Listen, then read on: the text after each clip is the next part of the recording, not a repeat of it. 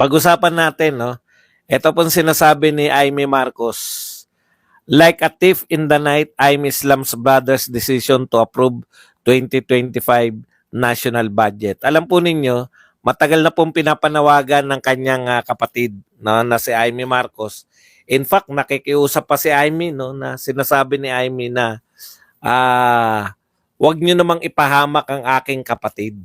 'Di ba? Sinasabi niya po yan dito sa mga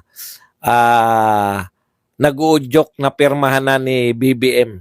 Alam po ni Amy, marami pong paglabag, no, sa saligang batas. Ito pong konstitusyon at binabanggit nga po ng mga ekonomista. Hindi lang po ni Shelo Magno na taga-UP, pati po yung ekonomista na si Budget Babe na taga-Ateneo naman. Hindi, no? UP Ateneo na po. Hindi na lang po isang eskwelahan, no? Talagang sinasabi po nila direkta na ito ang pinaka-worst. Ito po ang pinaka-worst na budget ng Pilipinas, no? Ito po ang punong-puno ng corruption.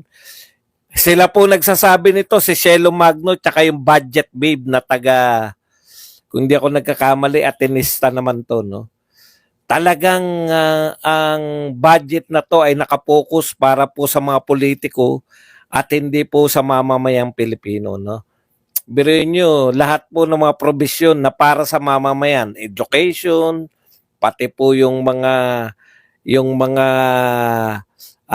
tulong sa free college education. Mga nagtatanong po, live po tayo. Live po tayo. Kaya lang, hindi na po tayo naghihintayan, no? Katulad ng dati, pagka simula na kagad. Wala na po tayong 500 pa munang kung ano po abutan na lang, yun na lang. Okay. Anyways, balik po tayo, no? Pinaka-worst kasi hindi siya tumutugon talaga. Okay, sa madaling salita, mga kapatid, no? Worst. Ang dami po, pati po yung mga followers talaga, no? Ito nga, Marcos family na to, no? Corazon Austerio, welcome to regular members. Thank you very much, Corazon. Talagang worst budget po to dahil kitang-kita po na ito po ay budget para po magamit, no, sa darating na eleksyon. Kasi po yung mga tradisyonal na pinagkukunan ng pondo ng mga politiko, DPWH, at saka po itong ayuda, bagong inintroduce po ito ng pamilyang ito. Itong bagong uri ng pamimili ng boto ayon kay BP Sara Duterte, ginawang legal yung pamimili ng boto sa pamamagitan nitong ayuda. At ang laki po ng mga dinagdag sa ayuda. Sabi po ni Amy, para pong magnanakaw, no, sa gabi itong si Bongbong Marcos. Ay, hindi pala. Yung pagpirma na gagawin ni Bongbong Marcos dito po sa 2025 budget, no? Marami pong nananawagan na sana pag-aralan, ibalik po sa BICAM o ibalik sa Kongreso yung budget. Wala po eh. Talagang nasunod po yung mga inampalan. Nasunod po yung dapat masunod. Kaya marami na nagsasabi, hindi na po to. Mga anti-Duterte po to, ha. Imagine niyo po itong mga nagsasalita ng laban dito, mga anti-Duterte. Bilib na bilib ka nga eh. Yung mga anti-Duterte, Amik, thank you very much sa 199. Napapatatay Amik ka na. Number 113 party list. Panay tatay Amik kasi. Ang nababasa natin. Okay. Yun talaga, no? Yun po talaga. Sabi nga ni Amy, paano nila gagawin na maislasan, no? Kasi kinakailangan para maging legal daw, kinakailangan nila maislasan, matapyasan, no, ng pondo ito pong DPWH dahil hindi po obra sa konstitusyon ng Pilipinas na mas mataas pa po yung ibang departamento kaysa po sa education, no? Alam mo naman natin ang DPWH. Sabi nga, kung may mga tongpats, karamihan po nagmumula dyan sa mga proyekto. Pero okay lang sana kung big budget, kung yung mga big project, no, yung mga big ticket projects na tinatawag, mga naglalakihang tulay, infrastructure.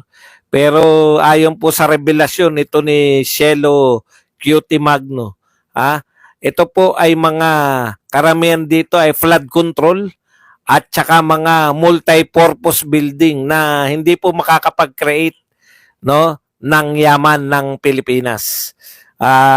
Kanino ko ba narinig, no? Ay kay Attorney Vic Rodriguez narinig ko, no? Magbigay nga kayo ng halimbawa na yung ayuda raw. Yung mga taong nabigyan ng ayuda ay ikinaunlad niya yung pamimigay ng ayuda. Totoo po yan.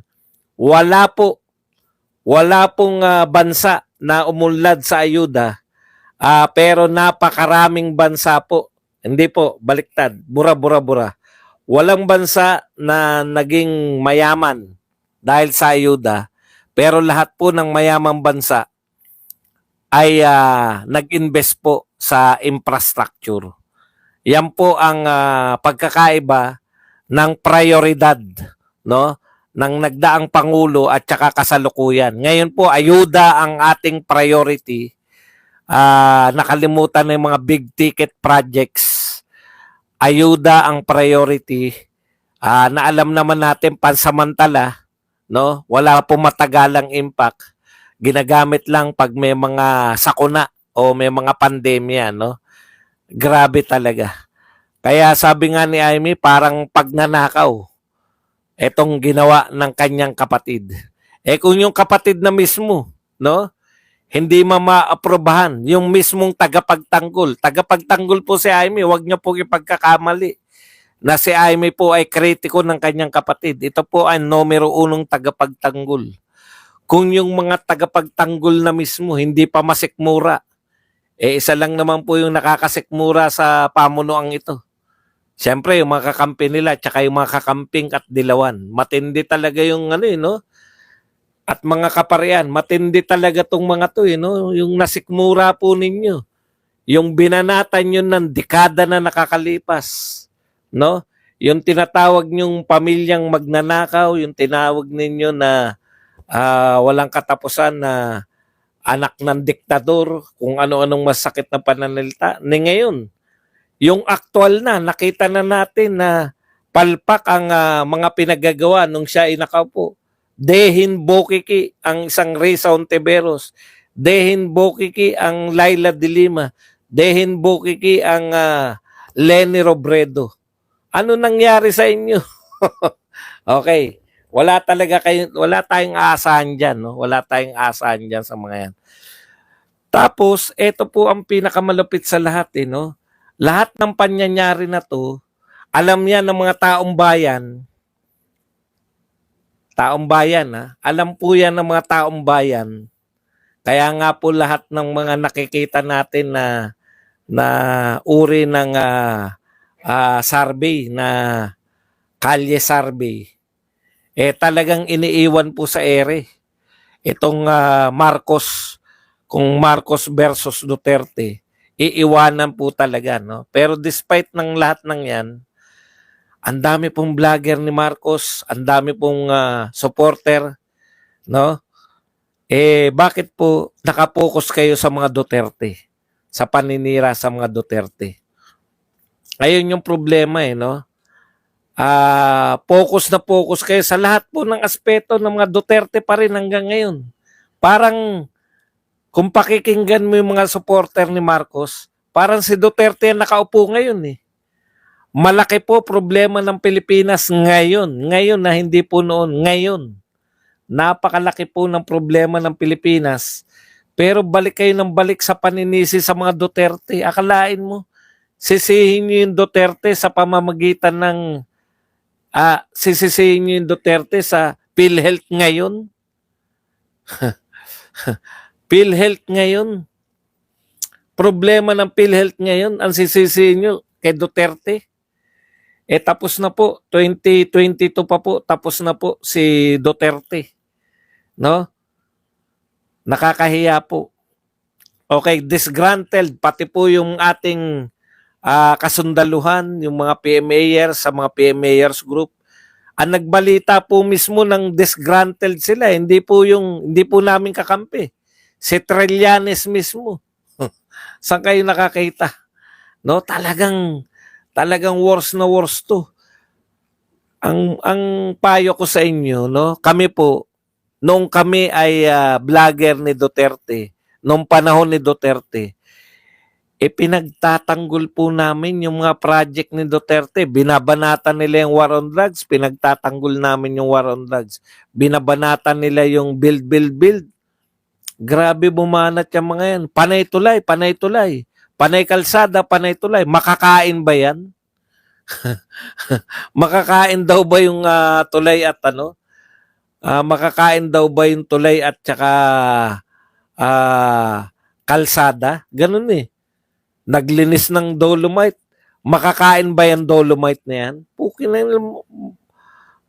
Mga mukhang paglamon lang eh. Ngayon, yun talaga, literal lang. Kaya pala, ganun ang atake nila, no? Pagdating ng ngayon, namumuno na tong Marcos, ayuda at pagkain lang. Puta, pagpag ang inyong nanghingi ng donasyon,